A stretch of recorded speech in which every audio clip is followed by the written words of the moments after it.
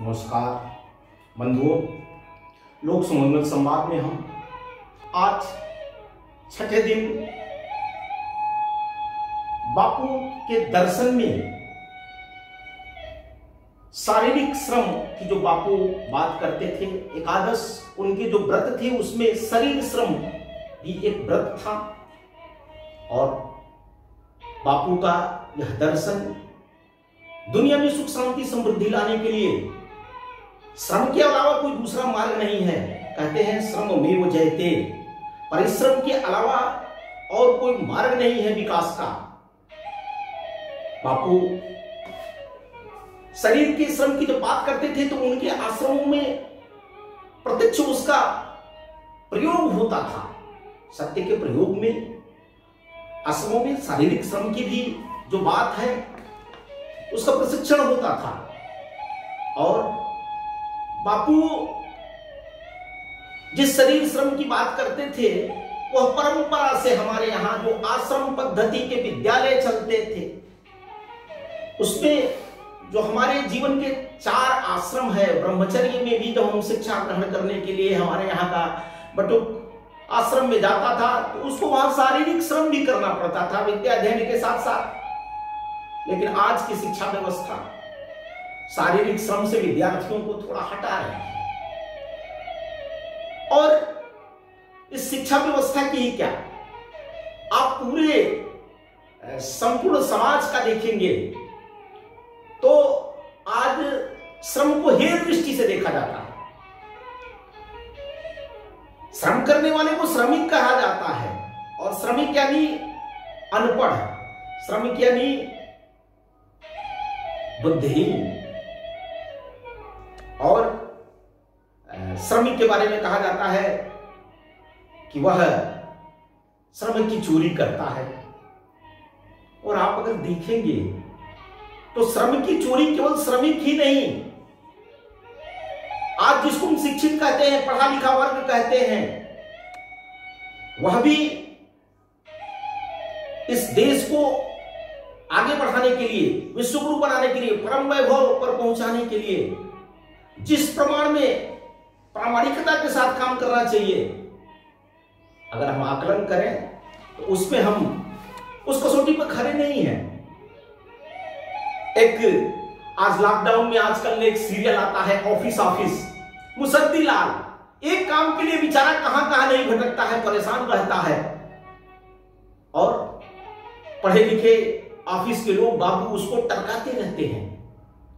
यानी आचार्य चाणक्य कहते थे कि अगर आचार्य गलती करता है तो वह अक्षम्य है। आज मैं कहना नहीं चाहता, लेकिन शिक्षा की जिस प्रकार की सरकारी विद्यालयों की स्थिति है, एक प्राइवेट विद्यालय में पढ़ाने वाले शिक्षक की दशा देखिए, वह कितने घंटे मेहनत करता है।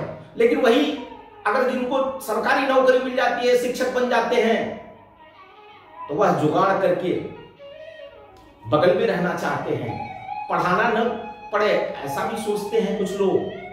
सबकी बात नहीं है, लेकिन एक सामान्यतः बना स्थिति है कि पढ़ा लिखा वर्ग भी श्रम की चोरी कर रहा है।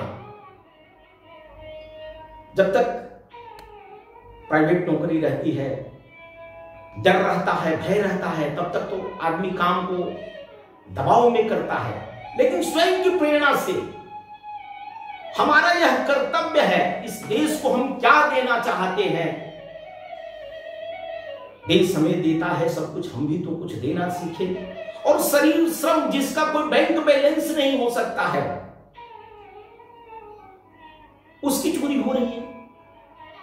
हम परिश्रम करने से हटना चाहते हैं। एक सामान्य मजदूर के बारे में तो कहा जाता है कि दिन भर काम करने में वह 6 बार लघुशंका करने जाएगा, 8 बार बीड़ी पिएगा। लेकिन ऑफिसों की भी क्या स्थिति है, ऑफिसों में भी देखिए तो कितने देर का लंच होता है, कितनी फाइलें निपटाई जाती हैं, सामने फाइलों गजी रहती हैं। यानी शिक्षित और अशिक्षित दोनों के मन में श्रम के बारे में जो श्रद्धा होनी चाहिए, श्रम के बारे में जो आदर होना चाहिए, यह यज्ञ हम अपने लिए नहीं कर रहे हैं, यह कर्म यज्ञ है। कर्मयोग है, और कर्मयोग से हम पीछे अगर हट रहे हैं तो हम जिस प्रकार का समाज बनाना चाहते हैं, जिस प्रकार का राष्ट्र बनाना चाहते हैं, वह राष्ट्र की संकल्पना पूरी नहीं हो सकती है। बापू का यह कथन था, बापू की यह साधना थी। आज जिस प्रकार से श्रम का निरादर हो रहा है, कर्तव्य पथ से हम भटक रहे हैं, कर्मयोग कर्म पथ पर चलने की बात तो होती है, लेकिन कर्म पथ पर चलना कठिन है। इसलिए बापू का यह संदेश शारीरिक श्रम के बारे में, यानी जब मन में नौकर का भाव होगा, अगर हम इस देश के मालिक हैं, भारत माता हमारी मां है, हम इसके पुत्र हैं, हम इसकी संतानों की उन्नति के लिए, हम यहां के लोगों की उन्नति के लिए, भाई के लिए कुछ कर रहे हैं, यह जब मन में भाव रहेगा तब श्रमहीनता नहीं लगेगी।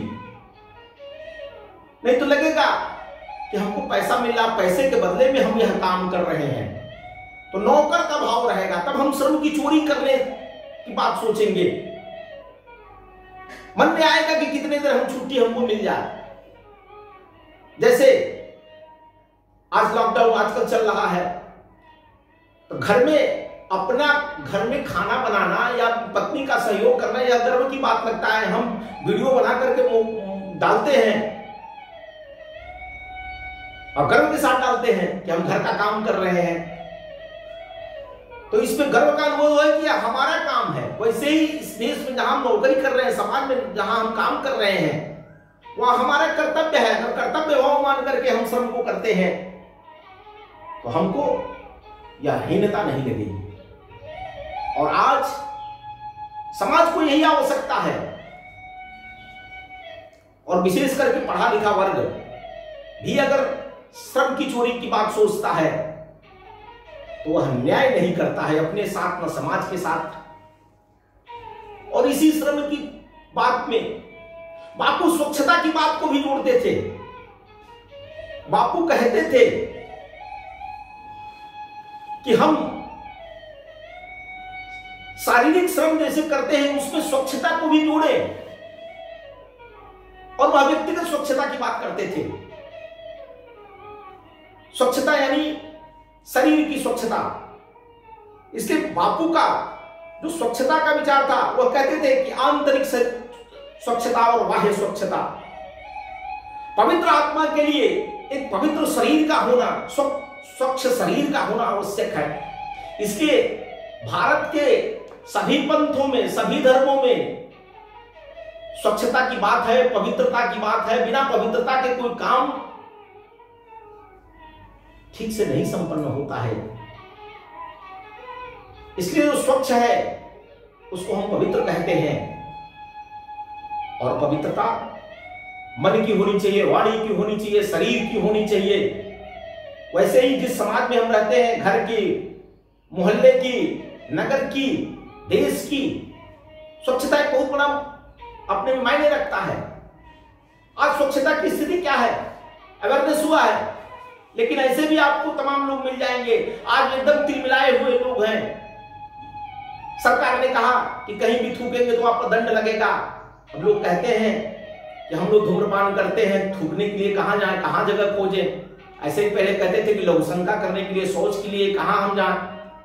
लेकिन धन्यवाद हो इस देश के प्रधानमंत्री का, जिन्होंने इस व्रत को आगे बढ़ाया और देश भर में तमाम शौचालय बनवाए।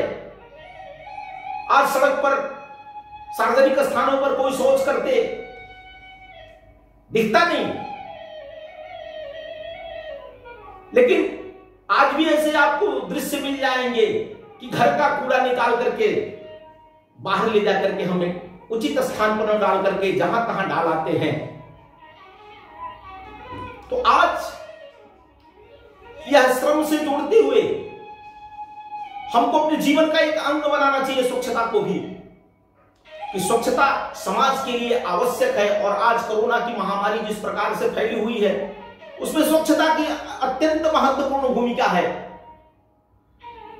अगर हम स्वच्छ नहीं रहे तो यह कोरोना जिस प्रकार से समाज को घेर रहा है, दुनिया को तबाह करने में लगा हुआ है, यह दूनी ताकत से फैलेगा। इसलिए बापू का यह संदेश कि स्वच्छ आत्मा के लिए स्वच्छ गली मोहल्ला गांव देश होना चाहिए, आज आवश्यकता है। उस समय बापू स्वयं ऐसे मलिन बस्तियों में निकल जाते थे झाड़ू लेकर के और वहां के लोगों को जुटा करके स्वच्छता का अभियान चलाते थे। और स्वच्छ भारत तब होगा जब हमारे मन में संकल्प आएगा कि भारत यह हमारी मां है और मां हमारा गली मोहल्ला गांव हमारा तीर्थ है और हमारा तीर्थ स्थल स्वच्छ होना चाहिए, पवित्र होना चाहिए। वैसे ही घर हमारा मंदिर है, घर एक मंदिर है तो मंदिर की स्वच्छता, मंदिर की पवित्रता के लिए हमको सेवा करने में, कार सेवा करने में कहीं संकोच नहीं होना चाहिए। तो बापू की आंतरिक स्वच्छता और बाह्य स्वच्छता, यह दोनों आज समाज के लिए कितना उपयोगी है। और इसके लिए श्रम के संकल्प को दोहराना पड़ेगा। जो शारीरिक श्रम की बापू ने बात किया, बहुत अजीब सा लगता है। कहीं गांव देहात के विद्यालयों में आज अगर कहीं शिक्षक किसी दिन छुट्टी के दिन श्रमदान करा लिया और किसी अभिभावक को पता चल गया तो वह क्लेम कर दिया तो उसके ऊपर कार्रवाई हो जाती है। पहले विद्यालय में श्रम की शिक्षा दी जाती थी, यानी विद्यालय में खेती भी सिखाई जाती थी, बाकी सांस्कृतिक गतिविधियों के साथ साथ श्रमदान भी होता था। लेकिन आज श्रम को हे दृष्टि से देखा जाता है, छोटे काम की दृष्टि से देखा जाता है। तो श्रम की महत्ता, यानी श्रमेव जयते, बापू का यह जो संकल्प था, उस संकल्प को पूरा करने के लिए आज समाज जीवन की आवश्यकता है। युवा पीढ़ी को कहते हैं कि विदेशों में जब कभी आंदोलन की बात आती है तो वहां के लोग काम के घंटे बढ़ा देते हैं, उत्पादन को बढ़ा देते हैं। और यहां हमारे मन में है कि काम की हम चोरी करें। तो आज शरीर श्रम जितना करेंगे उतना यह शरीर बलिष्ठ होगा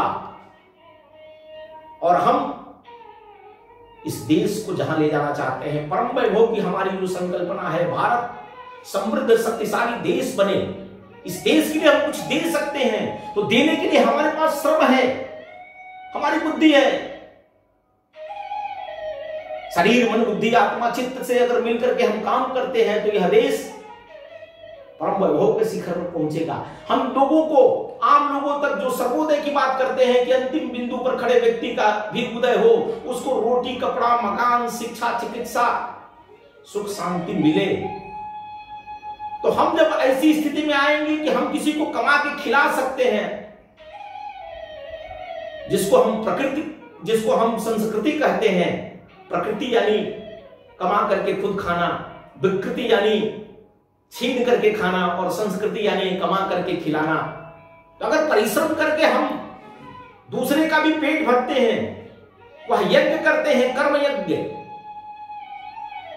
तब तो हम कह सकते हैं कि हम एक सांस्कृतिक व्यक्ति हैं, हम इस देश के लिए कुछ कर रहे हैं, समाज के लिए कुछ कर रहे हैं।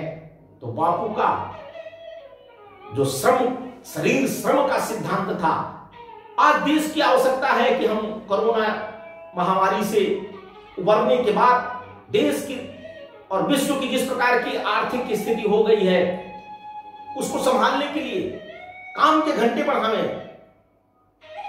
श्रम की मर्यादा को समझें और परिश्रम पूर्वक इस देश को पुनः आगे बढ़ाने के लिए काम करें।